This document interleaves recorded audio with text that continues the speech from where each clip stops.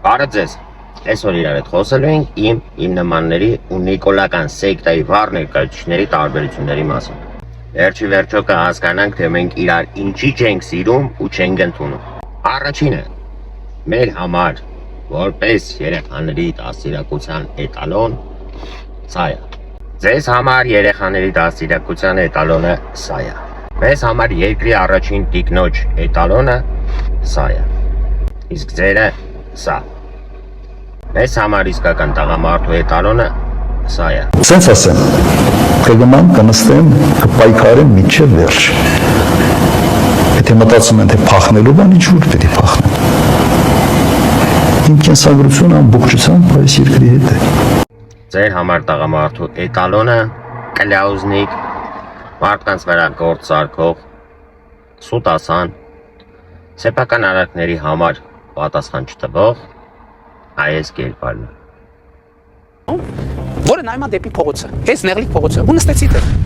բանիքի վրա, նայում են, գալիս են, մտնում են, ուր ես չեմ տեսնում, ես պատասպարված լուր ու մունջ անշարժ նստած եմ այդտեղ, ու ասում եմ որոշ ժամանակ, ասում են լավ գնացին, երևի բան արեց, գնաց ով էր դուս եկավ, փախավ են կողմ, երևի հետ այդ Ֆիրդուսնոցի բանի կողմերն ապեց գնալ, թողում են գնում են, ու ես ինձ ասում եմ, որ չեն կարող ասենց շուտ ուղակի դադարեցնեին, այս ժամ ուղակի այստեղ նստի։ Մեր ընտրած առաջնորդի գրած գիրքը սա է։ Ձեր փրկչի կողմից գրված գիրքը սա է,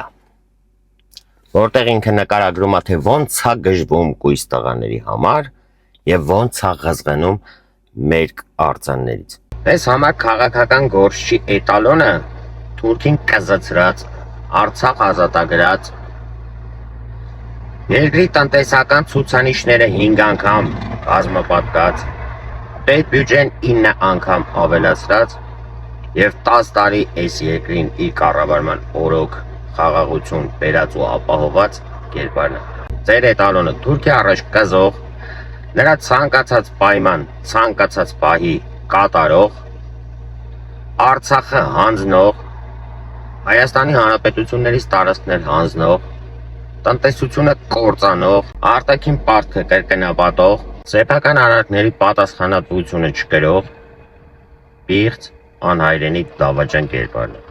Հնարավորինս համառոտ փորձեցի ներկայացնել մեր ու ձեր տարբերությունը։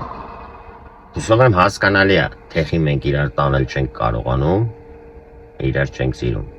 Զուտ տեսակի հարց է։